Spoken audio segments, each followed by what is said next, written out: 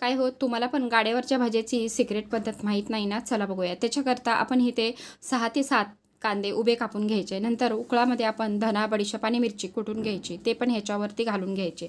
आता आपण इथे बारीक चिरलेली कोथिंबीर आणि हळद, चवीपुरतं मीठ घालायचं. व्यवस्थित असं ह्याला चोळून घ्यायचं. तर इथं अर्धा चमचा आपण ह्याच्यामध्ये ओवा पण थोडासा हातावर चोळून घालायचा.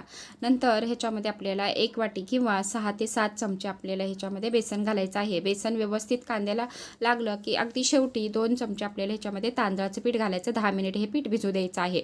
नंतर तेल इथं कडकडीत असं गरम करायचं. त्यातलंच 1 टेबलस्पून तेल आपण ह्याच्यावरती घालून व्यवस्थित असं मिक्स करून व्यवस्थित असे खेकडा भजी व्यवस्थित असे तेलावरती तळाय टाकायचे आहेत.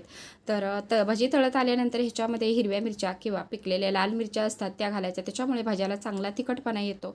आणि आणखी तिखट हवं असल्यास तुम्ही हे मिरची खाऊ शकता. तर खेकडा भजी कसे वाटले, आवडल्यास व्हिडिओला लाईक आणि सबस्क्राईब